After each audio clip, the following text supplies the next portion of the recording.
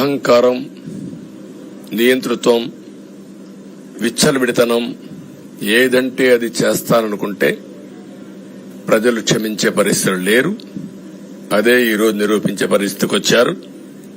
ఒక మాటలో చెప్పాలంటే ఈసారి వీళ్ళు చేసింది గుణపాఠం పాలకులకు కాదు, అవినీతి అహంకారంతో ముందుకు పోయే ఎలాంటి ధ్వంసకారులకైనా ఇదే జరుగుతుందని నిరూపించారు ప్రజలు.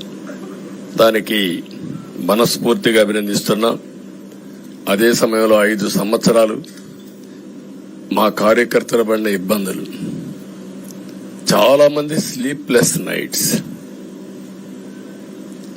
కంటి నిండా నిద్రపోని పరిస్థితి.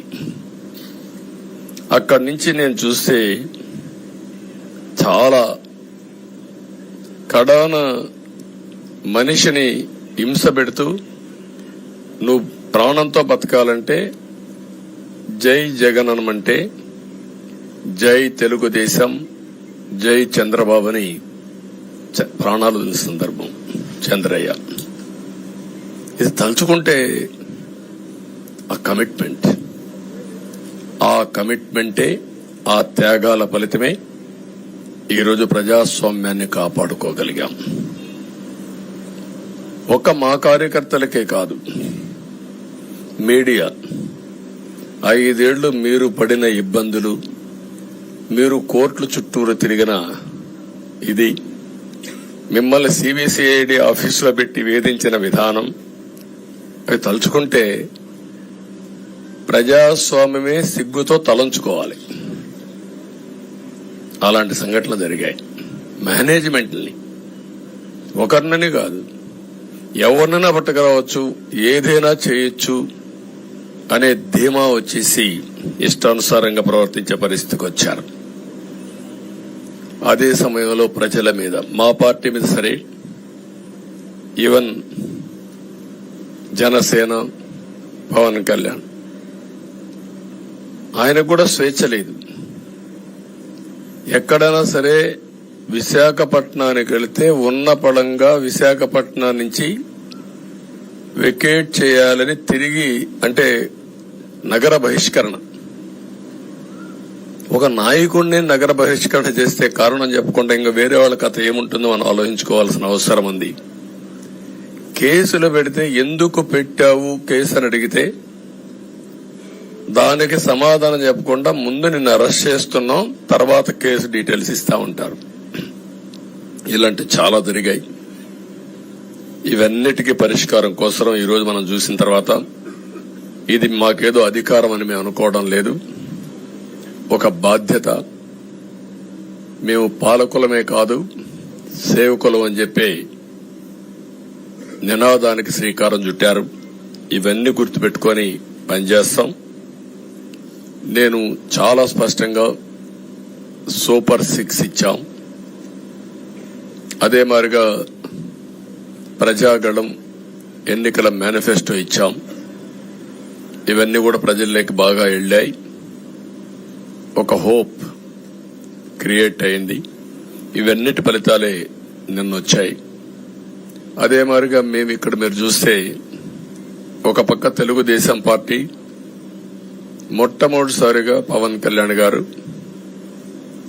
ప్రభుత్వ వ్యతిరేక ఓటు చేరడానికి వీలు లేదు, ఈ రాష్ట్రంలో మళ్ళా ప్రజాస్వామ్యాన్ని గాని ఈ రాష్ట్రాన్ని కాపాడుకోవాల్సిన బాధ్యత ఉందని చెప్పి ముందుకొచ్చి ఈ యొక్క కూటమికి బీజం వేశారు. వారిని మనస్ఫూర్తిగా అభినందిస్తున్నాం. ఆ తర్వాత బీజేపీ కూడా ఈ కూటమిలో భాగస్వాములయ్యి, ముగ్గురం కూడా మీరు ఒక్కసారి ఆలోచిస్తే ఒకరు ఎక్కువ ఒకరు తక్కువ కాకుండా ముగ్గురం కలిసి పనిచేశాం.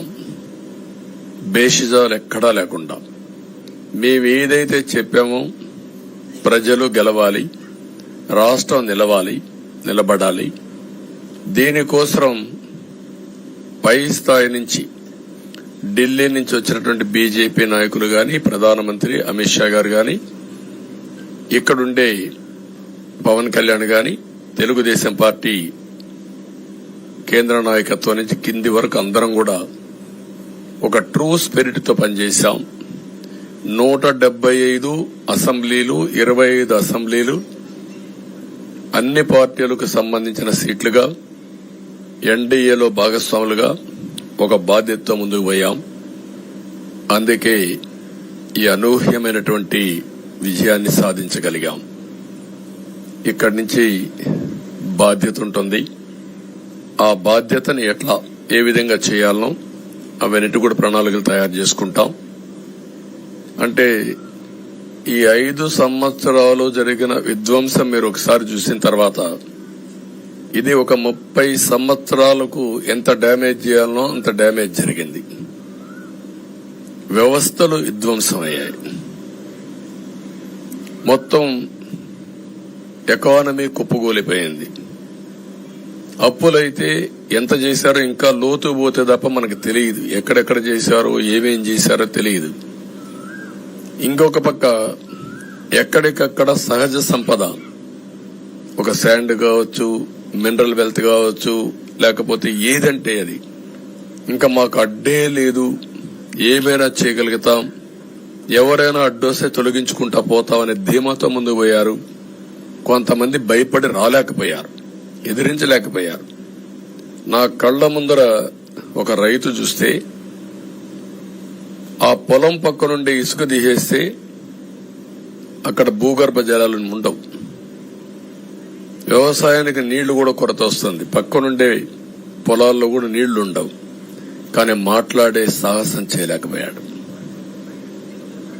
ఆయన కళ్ల ముందర ఆయన పొలంలో మట్టి తీసుకుపోతా ఉంటే ఎదిరించలేని నిస్సహాయ స్థితికి వచ్చాడు. మా వాళ్లు పోతే హౌస్ అరెస్టులు చేశారు.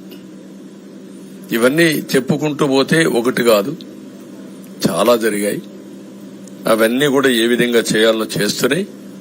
మళ్లీ వ్యవస్థలన్నీ కూడా పునరుద్ధరించాల్సిన బాధ్యత ఉంది. అదే మరిగా మాకు ఒక 4-5 రోజులు ఇవన్నీ చూసిన తర్వాత, డెప్త్కి పోయిన తర్వాత, మీరు పేపర్లో రాసినట్టు గాని మేము మాట్లాడినట్టు గాని ఒక లెవెల్లో ఆగిపోయినాయని నా ఉద్దేశం. ఎందుకంటే నేను రాజకీయాలు 40 ఏళ్లు చూశాను.